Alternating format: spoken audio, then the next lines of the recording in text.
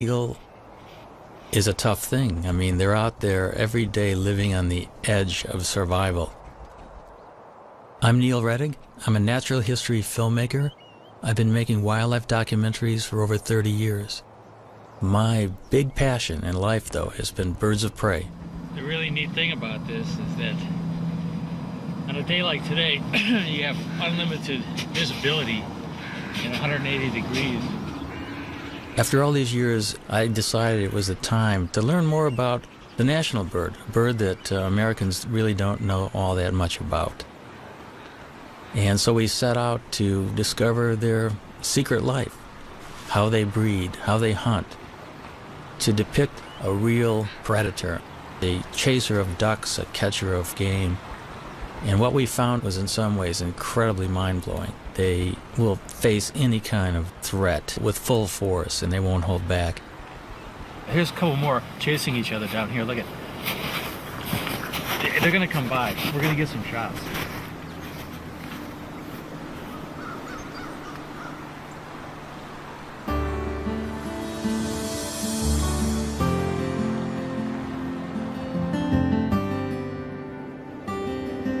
Along a tributary of the Mississippi, Neil finds the perfect nest site. It happens to be right above the state fish hatchery, in a huge cottonwood tree. Now these eagles turned out to be an extraordinary pair to work with. Not only were they very tolerant of human activity, but they were also catching trout right under the nest in the fish hatchery ponds.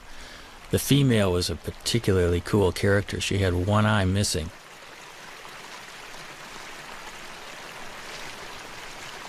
Watching these birds work on the nest in the dead of winter was really something.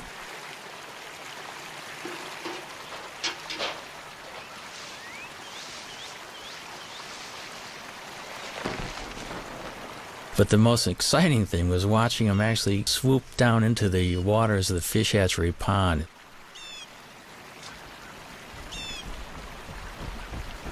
Even though the female had one eye, I was amazed at her accuracy in actually catching trout.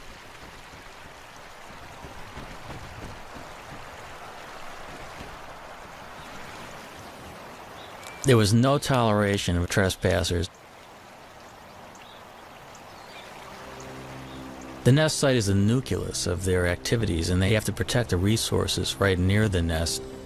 Any other eagle that would come anywhere near that fish hatchery pond would be chased off. It's a demonstration, too, of speed and agility. The maneuvers were remarkable through the branches. And that is one of the things that has always surprised me about this species, how fast they are.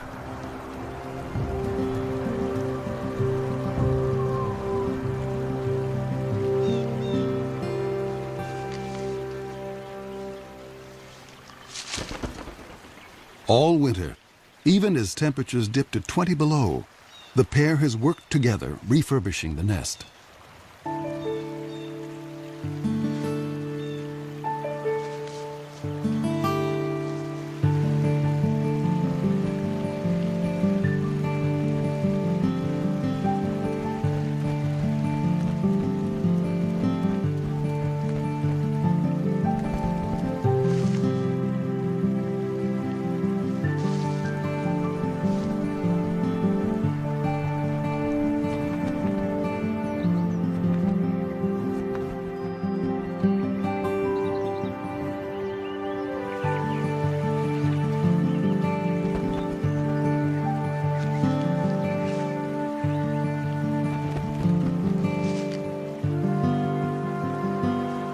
I think a lot of the nest building activity is part of pair bonding because they have to get their act together as a matter of survival.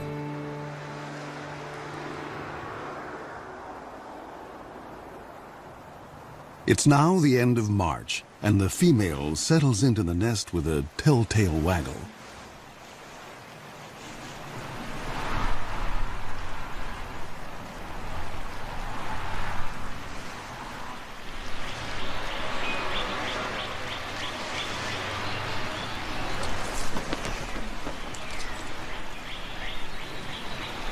Bald eagles normally lay 2 to 3 eggs.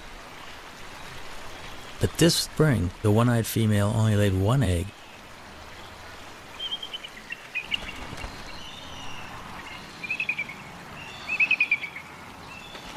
The couple begins a daily routine.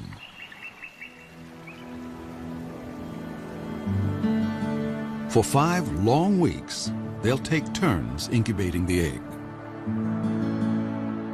As winter ebbs, the well-practiced team seems to be headed for success. But spring is a fickle season.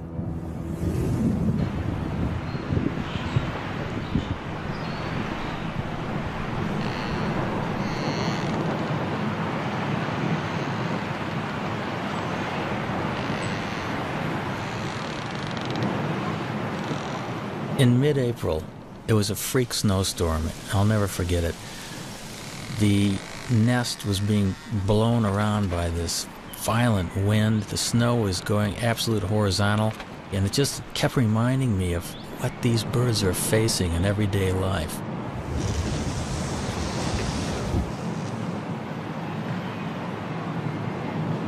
They were well into incubation, so the changing of the guard was always quick.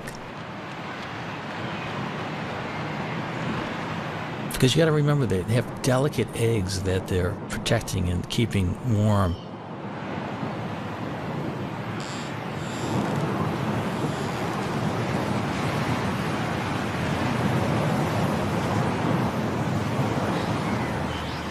There seemed to be shifts of an hour and a half, where one eagle would sit on the egg while the other was out foraging for food.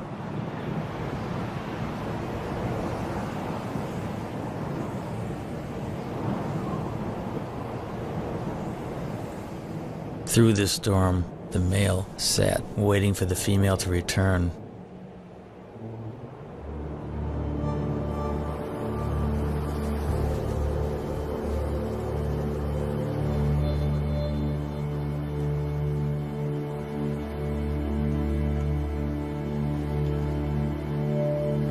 Tragically, something happened to her, we're not sure what.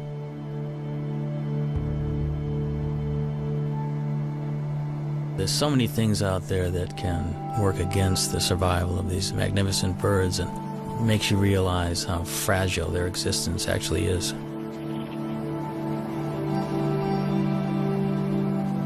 Cold and hungry, the father abandons his egg. Now he has lost almost everything. He may find another mate and start all over again. But until then, he must defend his territory alone.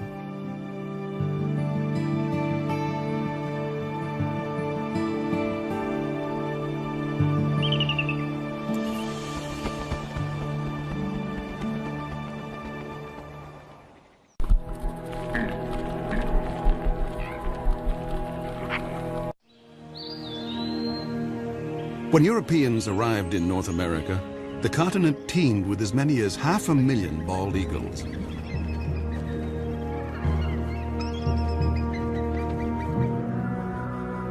But as settlers advanced, the raptors became targets, and their nesting trees fell to the blade.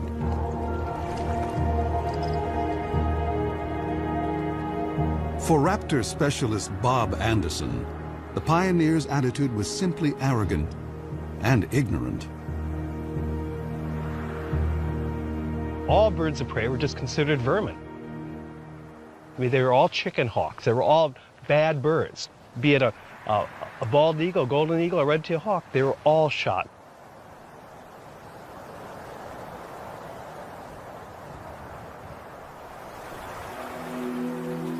At the start of the 20th century, bald eagles were under siege across the lower 48.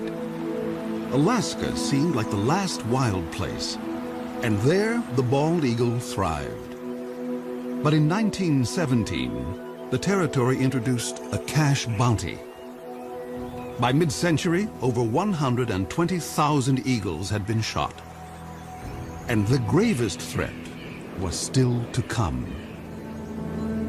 After World War II, DDT came into widespread use to control insect pests.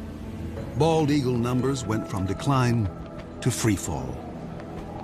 When I was a kid, just to see a bald eagle was just a once-in-a-lifetime experience. The phones would ring if a bald eagle was seen anywhere. I mean, everybody would call it. It'd be on the front page of the paper. A bald eagle was seen. DDT made eggshells thin and fragile, sharply reducing the number of hatching chicks. The crash was taking place so rapidly, I was just convinced whatever eagle I saw was just going to be a dinosaur. In my lifetime, they were going to be extinct.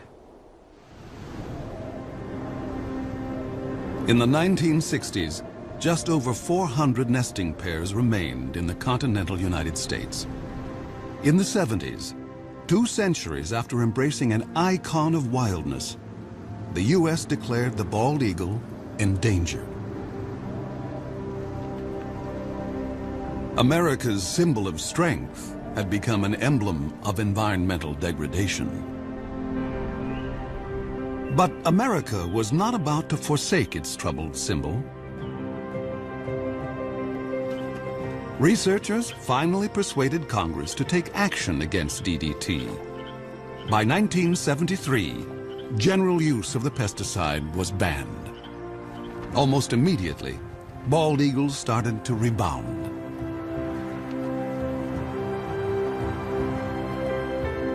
In 2007, the American eagle was removed from the endangered species list. By tapping our own better natures, we had given primal nature a second chance.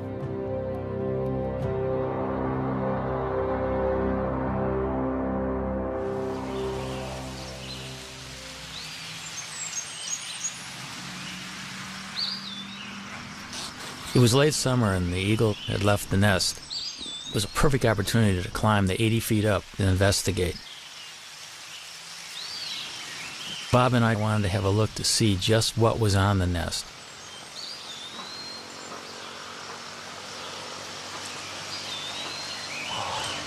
Wow. Wow, look at the food up here. Amazing. Here's a skull of some mammal, the top part of the brain of some mammal. And here we've got the remains of this is a rabbit foot. Here, you see a little bit of the femur. Bones here. And here's a feather, dark feather that almost looks like it might be from a crow, possibly a duck. Bob and Neil decide to look for possible positions to put cameras. Bob is a nest cam expert. The one that we're really hoping to install here in the next week or two are multiple cameras. You know, one on this limb, maybe one on this limb, perhaps one on the other limb, all pointing into this general area, the bowl of the nest.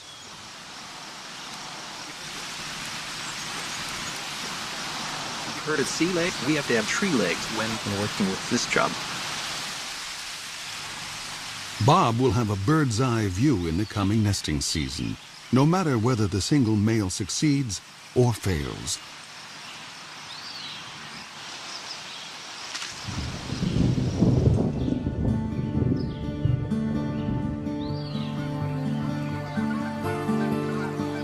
October in the upper Mississippi Valley. The fall weather is mild, and eagles are free from the burdens of the nest.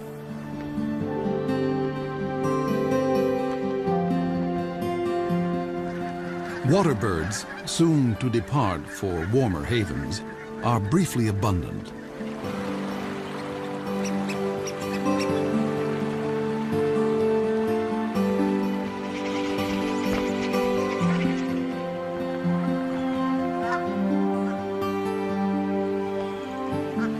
Joining the eagles that live here year-round are bald eagle migrants flying south from Canada. Some have flown 1,400 miles to find open water. This surge of eagles now turns to hunting. Bald eagles will sometimes chase mallards, but the river offers much easier prey. Coots raft together by the thousands, and these calm birds are a favorite meal. A strong wind allows an eagle the rare chance to hover like a smaller raptor, the kite.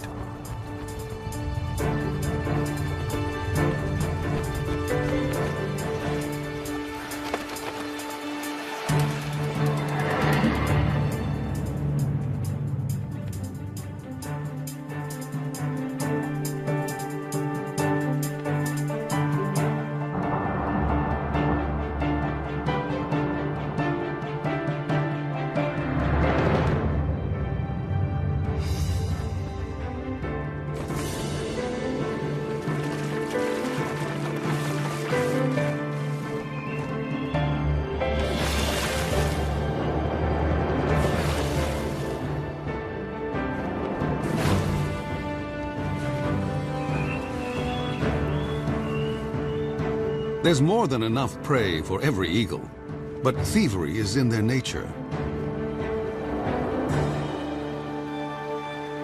As one hunter lands at a muskrat hut, other eagles immediately try to steal his prize.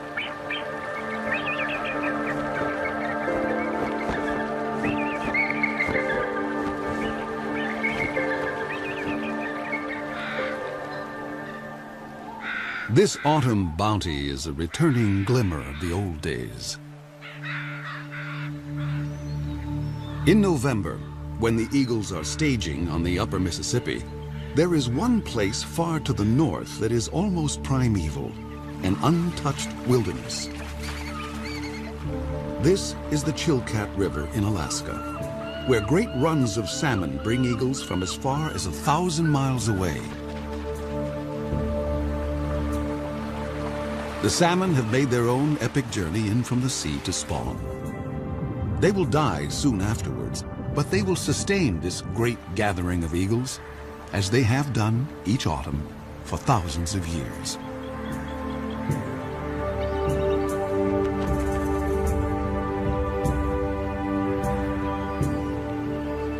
I've always wanted to go to the Chilkat, and it was not a letdown. I have never seen so many eagles in one place. And there can be as many as 2,000 in one small area of the river. It's like going back into time being there.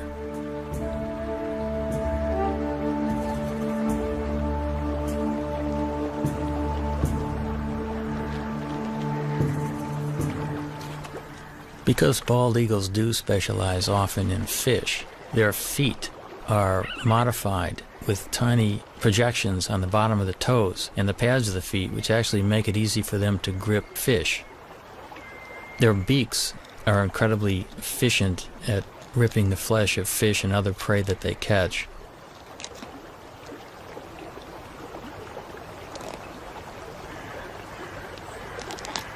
Eagles generally can go fairly long periods without eating. They have what's called a crop, which is an extension of the esophagus, which is a storage bag for food. When there's plenty of food around, they'll take advantage of it by gorging themselves. And they can actually go after a gorge for a week to 10 days without feeding if they have to. But as soon as a bald eagle catches something, you can bet that within seconds another one's going to come in and hassle it.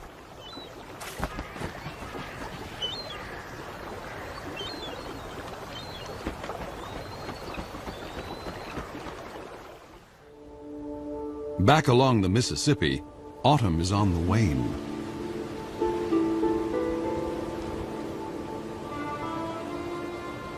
Winter makes a gentle entrance.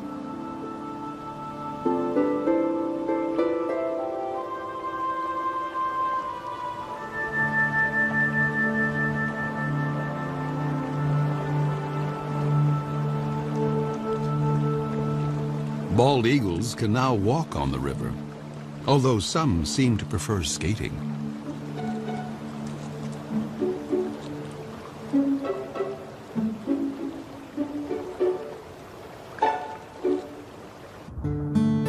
Gizzard shad can still be plucked up, but they will soon be entombed in ice.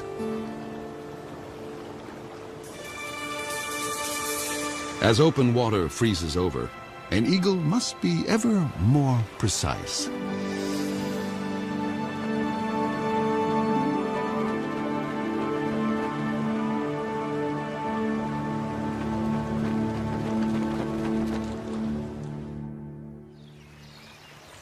At the hatchery nest, Bob Anderson has been keeping an eye on the widowed male. The male will always make occasional visits to the nest. He still maintains the territory. He's working on his nest, adding little trinkets that might make it more attractive. This particular nest is prime property. It's located so close to a prime food source. And many eagles have been vying to get into the territory. Now that he's alone, an approaching female would be courted.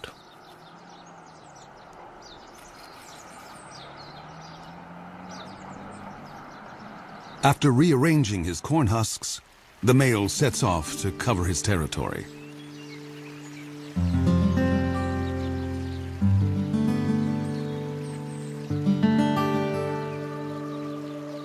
But now, another eagle buzzes the nest.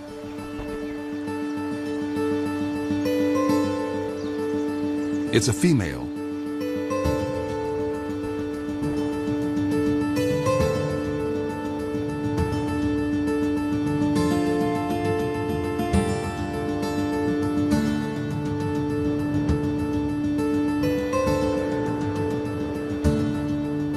An aerial duet may be a chance for the prospective couple to size up each other's condition. A healthy eagle can cruise at 40 miles an hour in level flight and hit 100 in a dive.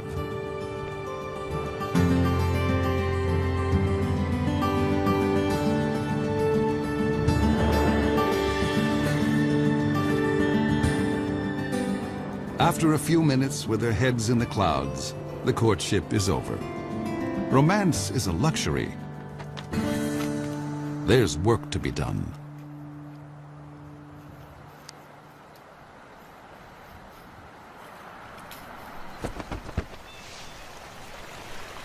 When the eagles first land together on the nest, they're a little bit apprehensive, and I think the moving around of sticks together and grass together just kind of cements the bond. It kind of creates the marriage that will only get deeper and deeper as the weeks progress.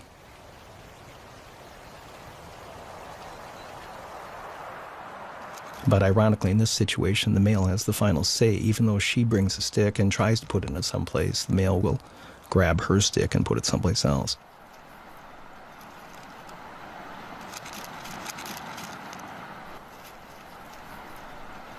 We think she's a 4-year-old. She does have speckles on her head, but you can see a little dark streak on the top of her beak. That dark streak tells us that maybe she's a 4-year-old. He's got a young bride, probably coming into her first breeding season.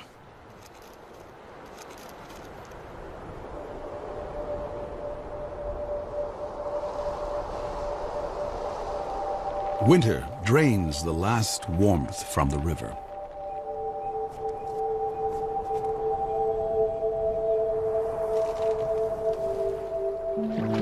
Fresh perils appear for all the creatures along the Mississippi.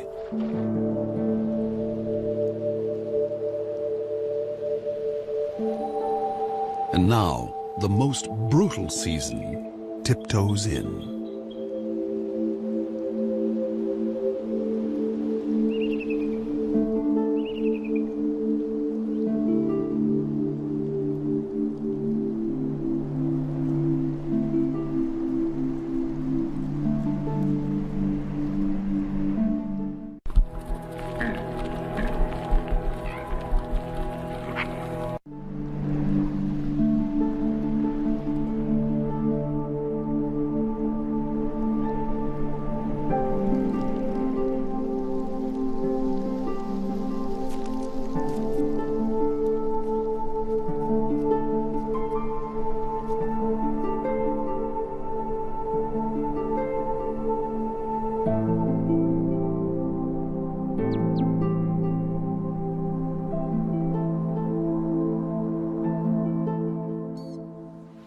In a workshop beneath the Iowa hatchery nest, Bob Anderson checks on his reality show.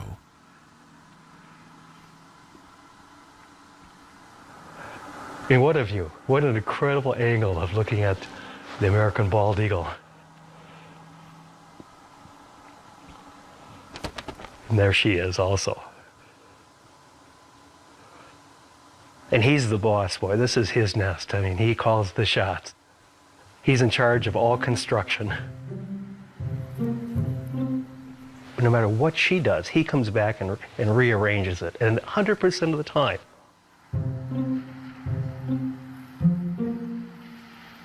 Now, she brought in a little bit of grass, and if she flies off now, he will go take that grass and put it someplace else.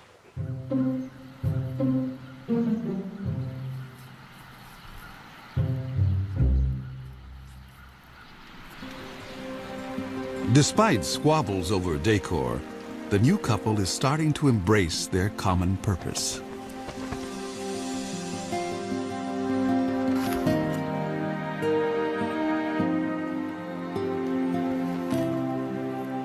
You can actually see them, they're bumping each other, they're interacting, there's no aggressiveness at all.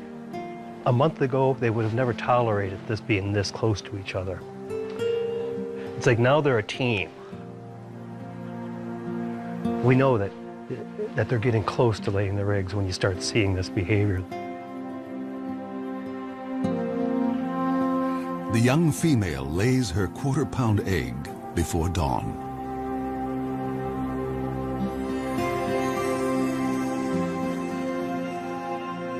Exposed, an egg can freeze in a minute.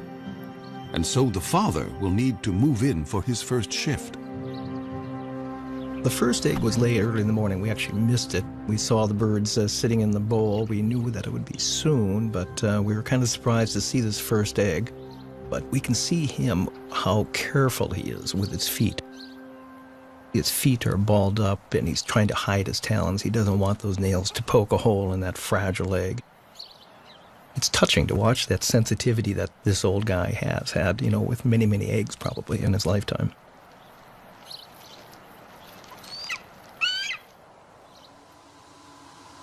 If a second egg is coming, it's due 2 days after the first.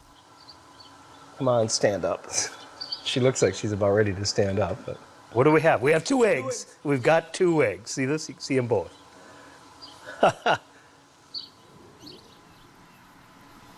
So do you feel like a papa? When they hatch, I'll feel like a papa. Yeah. Now we just have to wait 35 days from today to see our first baby. So. If eagles can feel pride or joy, the new parents must be brimming over. They will now work nearly unbroken shifts. But even such an effort can't guarantee that the eggs will hatch safely, especially since they must survive one of the longest incubations of any bird along the upper Mississippi.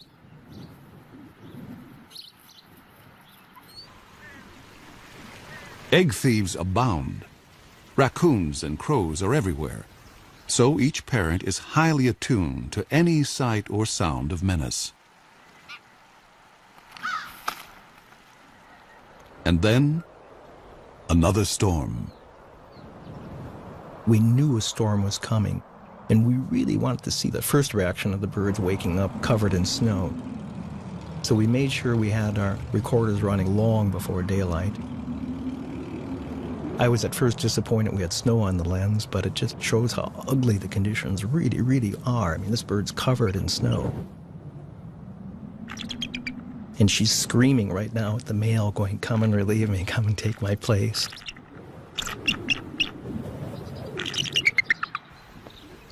And he does.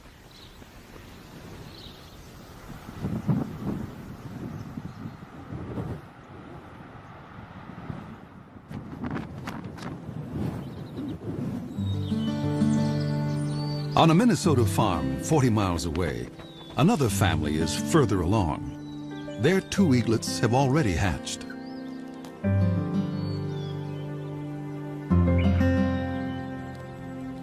The mother feeds her 4-day-old daughter. The 2-day-old male, hardly able to hold his head up, doesn't seem to be getting a fair share. Although both parents are dedicated, they have a blind spot for one particular peril, one within the family. Sibling rivalry.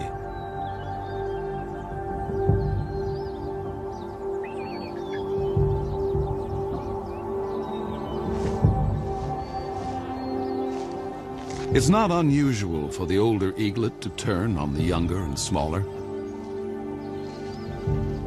In nature's cold calculation, why share your meals when you can eat more alone?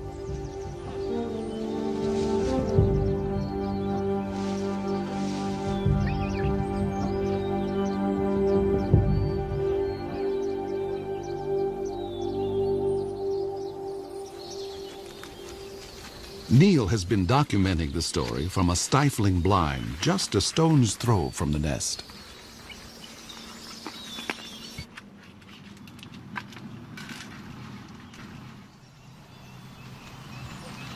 The dynamics of this whole syndrome is that the chick that's beat up becomes weaker and weaker, cowers, is kind of afraid to even stand upright, and the female will always feed the chick that's more robust.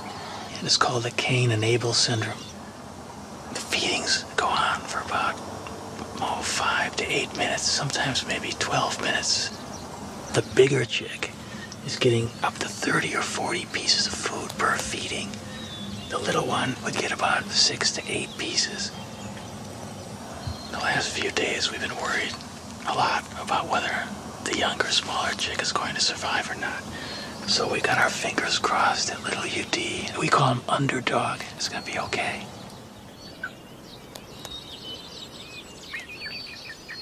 The battle will resolve, one way or another, and soon.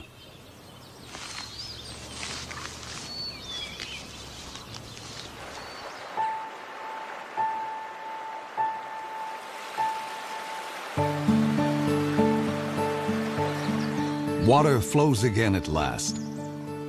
Spring has come to the upper Mississippi.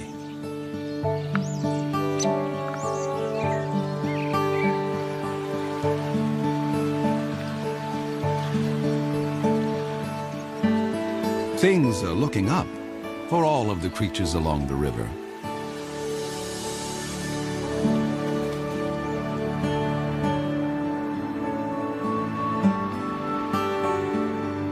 Eagles visiting from Canada now return north to their nesting territories.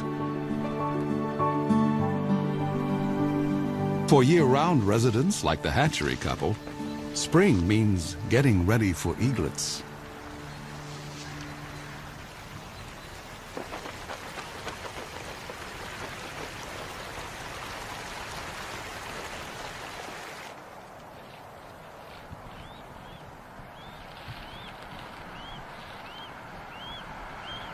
The first baby's hatched now, and you can see how kind of inept and clumsy this young bird is.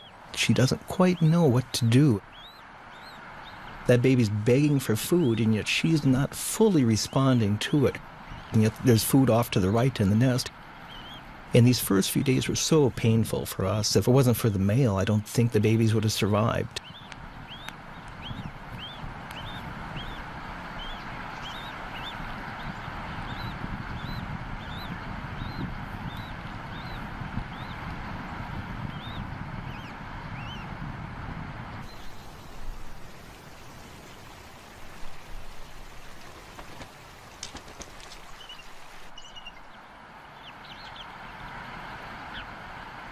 The eaglet is too exhausted to beg.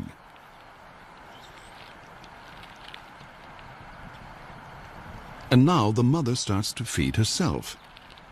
Parent and young are failing to connect.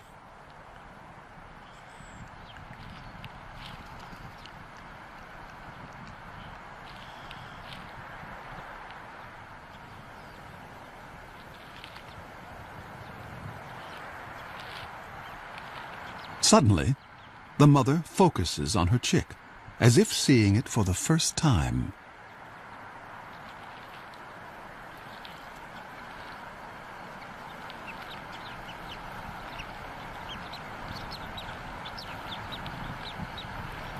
She's just, she doesn't know how to approach it, and she's trying to ball up her feet. She just stepped on the baby there. It's a lot different than a hard egg.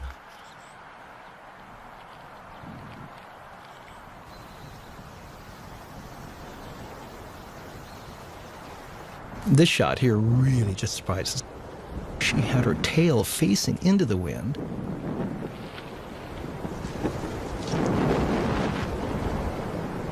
The winds gusted to 40 miles an hour, and the wind actually literally blew her out of the nest, and she almost took the baby with her. Something an experienced bird would never do.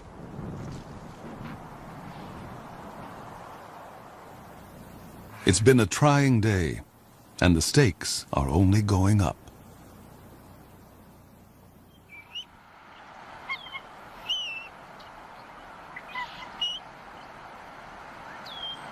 Here's our young female just standing up, and as you can see, we've got our second baby that it did hatch. And again, you can see that she's getting a little bit better with her feet. Already there's been a little bit of learning, I guess, that's taken place. And now the old man will come in, the guy that's so proven. That's him on the right. She's stepping off now.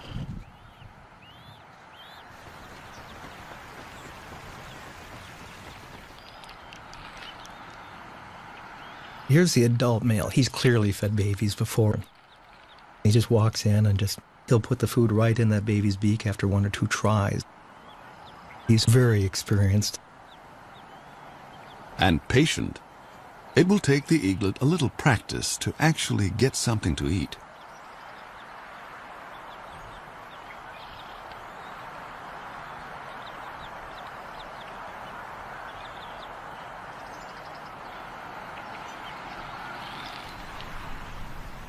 At least in this nest, there's no sign of sibling rivalry.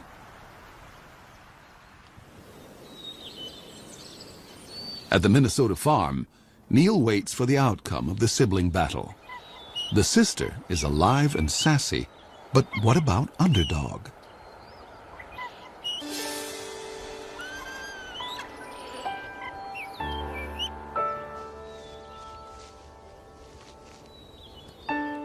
Finally, I could see that Underdog was competing.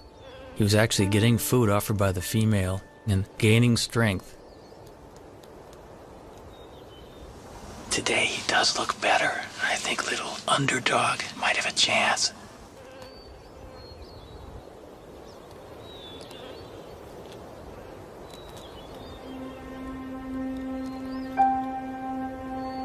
Once the eaglets were 6 to 7 weeks old, the Cain-and-Abel syndrome was long past, and they were both healthy and vigorous.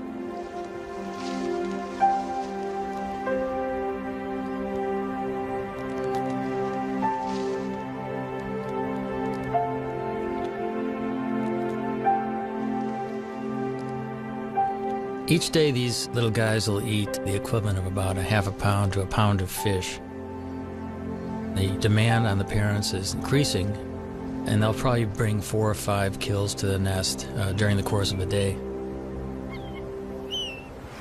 Sometimes their prey is killed for them. But this kind of meal is no free lunch. Every year, countless bald eagles are struck by vehicles.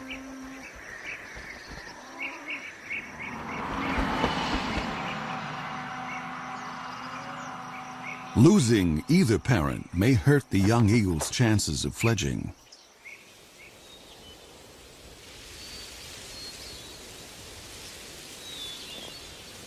At the age of 10 weeks, 7,000 feathers have replaced the downy coat of youth, allowing new skills to emerge. Underdog starts building up strength with short flights to nowhere. Only 2 weeks remain before the chick's maiden flights.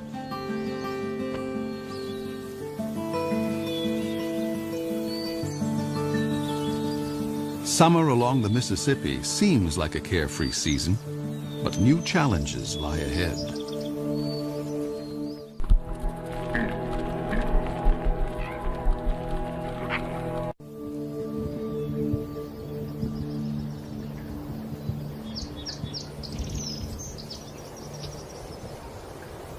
At the hatchery nest, the eaglets are still growing their flight feathers.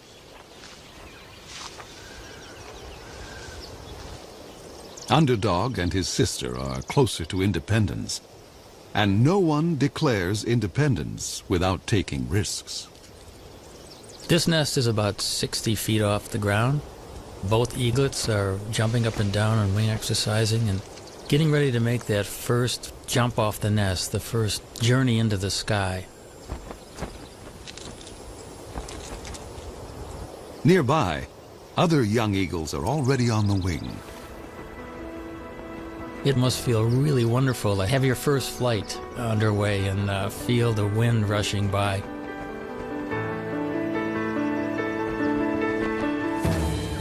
The landing is the tricky part.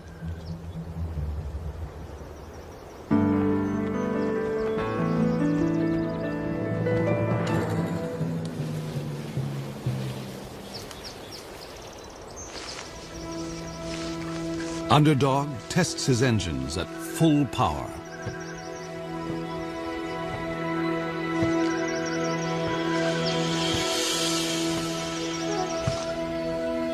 His sister seems to have cold feet.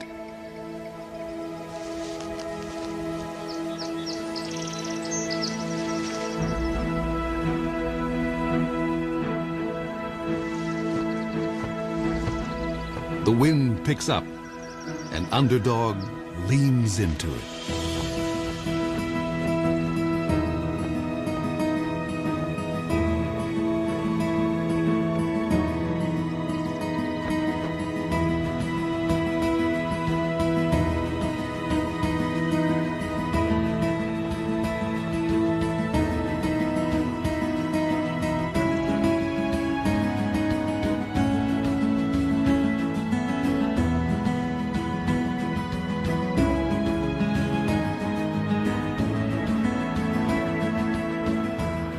There are misconceptions that birds are taught to fly, but really it's totally instinctive. They do chase their parents around, however, possibly to steal fish, and also because they're bald eagles, they're social.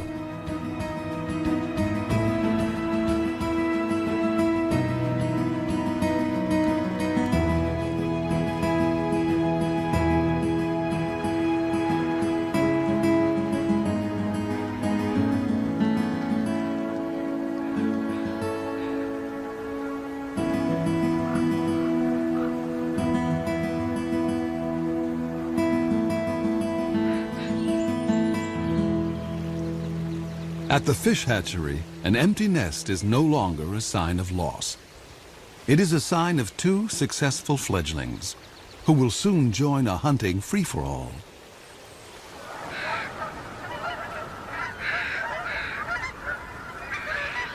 As fall arrives, a cycle of seasons is completed.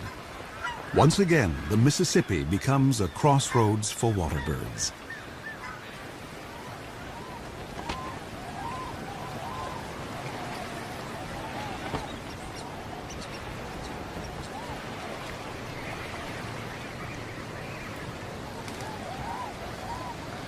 For this year's fledgling eagles, the time has come for the next big test.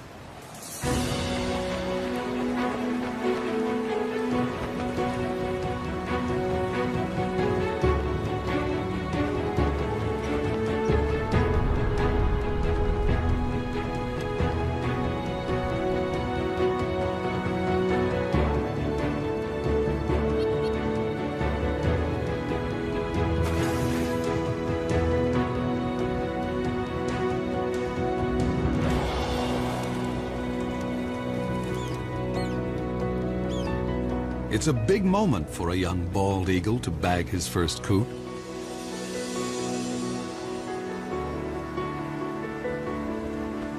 The bald eagle's a survivor. It's gone through really bad times, and now it's prevailing. It's an illustration that we can make a difference, and we can be stewards of this planet.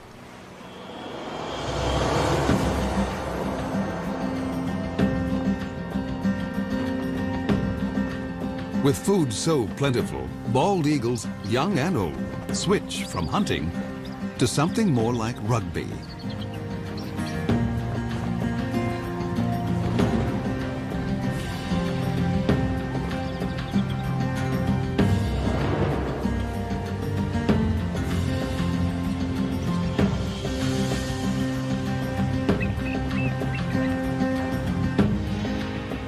Only one human generation ago, such a celebration of eagles could not have been witnessed on the Mississippi. I think the story of the American eagle is a great parallel to the triumphs and tribulations of our country. And if we look at the eagle as a role model, I think these birds are kind of living a struggle for existence and freedom, just like our country. And I can't think of a better national symbol than the bald eagle.